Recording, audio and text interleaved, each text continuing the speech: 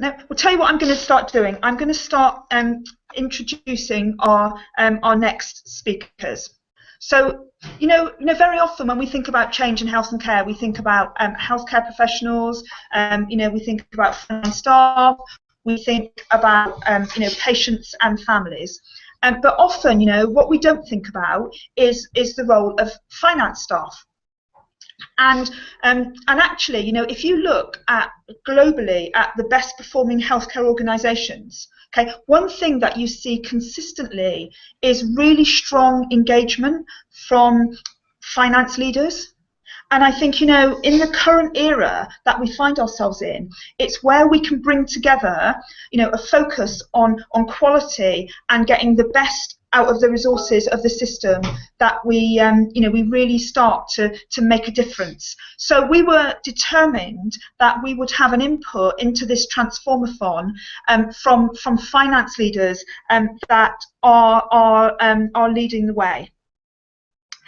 So I hope that Gail is with us. Gail, can you hear me? Gail, I think I've got you. I can see that you're muted.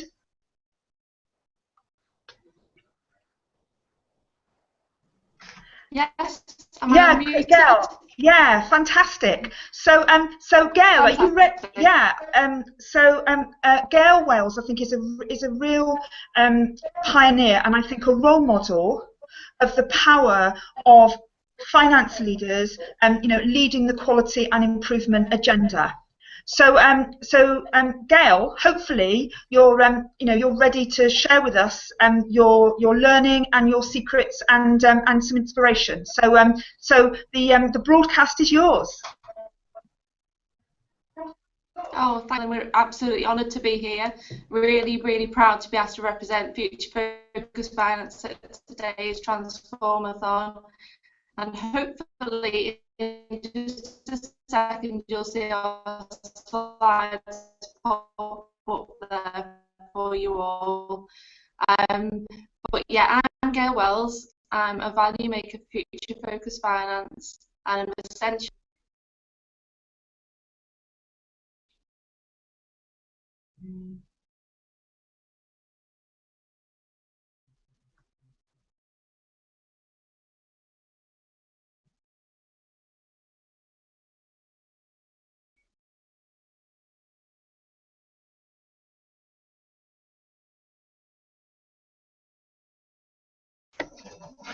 hi, Gail. I can't hear you. I just heard you again. Yeah, go on. I can hear you again now. That's good. I'm back. Are we back on air?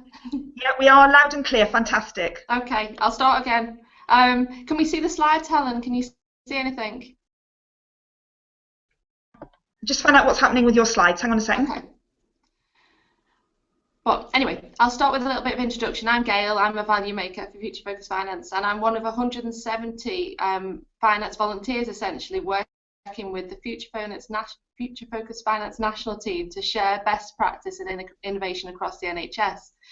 Now, I obviously don't do that on a day-to-day basis. My full-time day job is working at Wigan Borough CCG as Assistant Chief Finance Officer. But there is a programme called Future Focus Finance, and we lovingly call it FFF for short. And it's a programme sponsored by the heads of NHS finance across all areas, including NHS England and NHS Improvement. And within FFF, there are 6 workstream areas, and today I'm just going to share with you a little bit about the great work that's being undertaken at the moment with the close partnering workstream under the guidance of a consultant and respiratory interventionist from the University Hospital of Leicester called Sanjay Agrawal, who unfortunately couldn't be here today as he's got a really busy clinical shift on, but he has given us all his best wishes for today's session.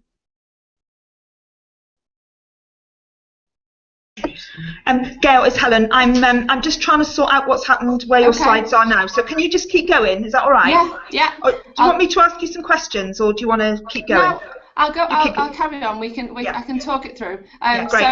So what the close partnering workstream first started to look at was the clinicians' level of understanding of finance issues. So to start with, we commissioned a survey from Ipsos Mori that went out nationally through lots of different media, directly into people's inboxes, but also through Twitter and other social media. And that was run last summer.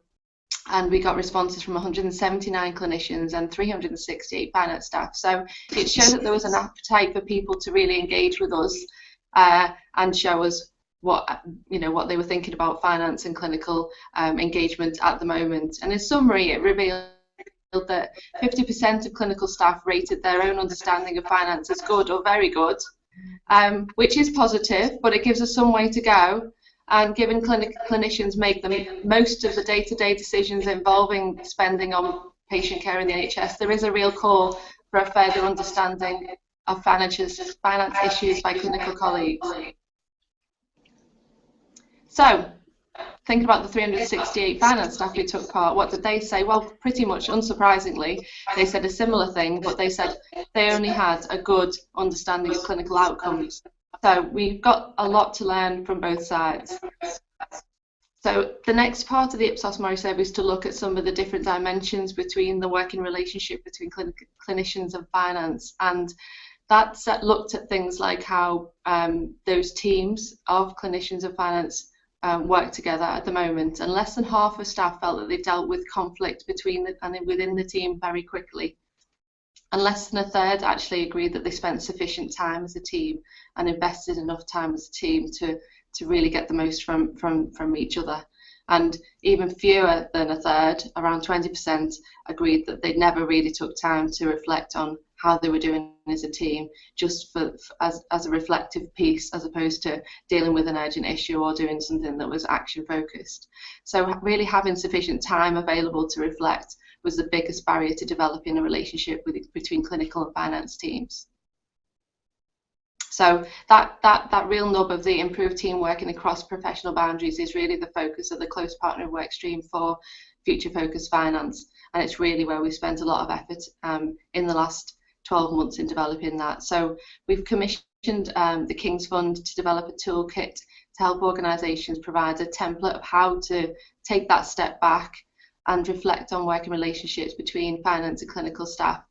And it really helps organisations understand how well their teams are engaging each other and giving a route to finding ways to improve on collaboration and communication. So in late 2015, 24 organisations piloted our toolkit, our King's Fund toolkit, and the final version is actually going to be released in February, which is really exciting. If you were seeing slides now, I would give credit to the King's Fund. I'm taking they're not yet available, so we can circulate them or make them available virtually via Twitter at a later date. So there was a number of steps in the team, but fundamentally the focus was on how the King's Fund toolkit shows you that the best teams invest time in each other and spending ways to learn and reflect on how to work better together. And those high-performing teams actually spend a good proportion of time just doing that exact thing, reflecting on their relationships and the interrelationships between clinical and finance staff, and making that and improving that.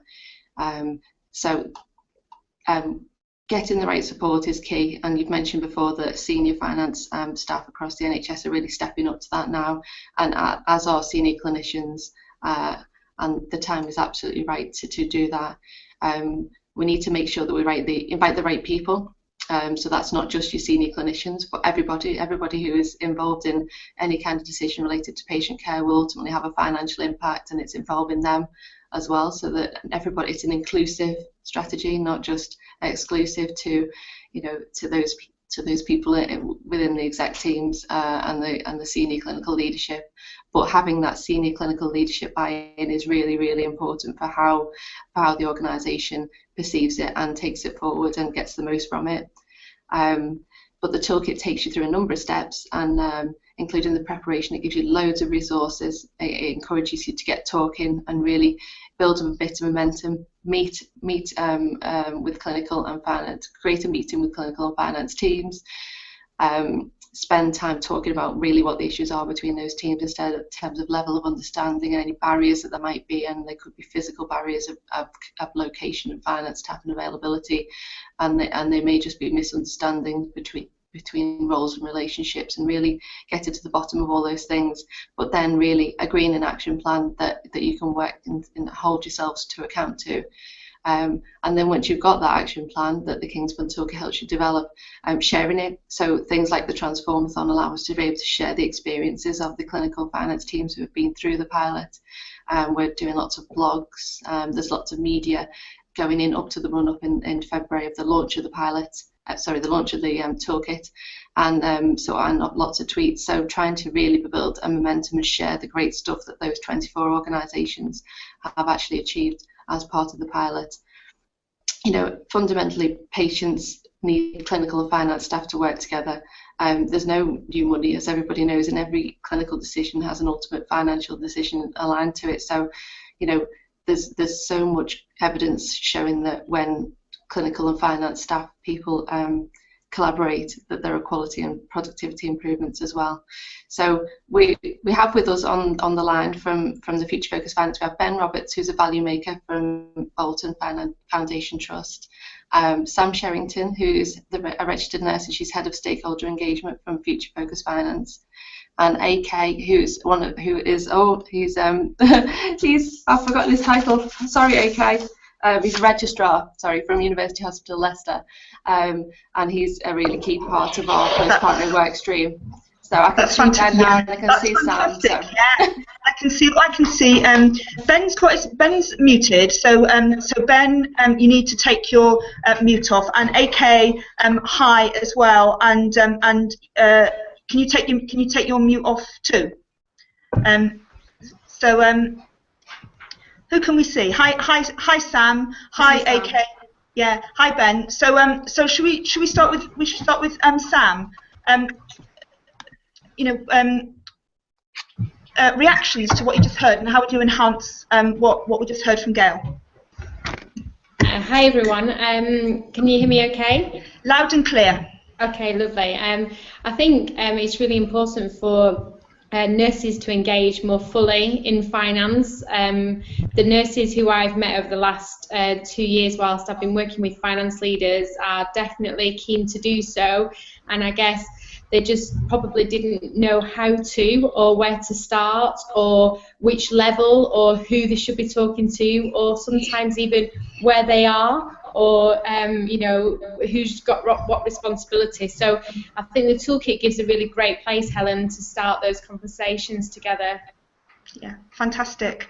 That's great. And Ben, we know that you're here as part of this session and not the Cheshire Hack. So great to see you. So tell us your experience and what you think as a value maker. I think my experience is that we need to get more face-to-face time in, more talking, more understanding. I think as a finance function we have a lot of skills that could help people deliver change, which we're not tapping into fully, and part of that is not spending that face-to-face time. I think actually getting in a room, talking together is absolutely a critical thing for us as finance to do. You know, we can't wait for people just to come to us. We've got to get out there. We've got to talk to people and help the change programme. Fantastic. So how do you make that happen? I mean, how do you initiate that dialogue and building that relationship?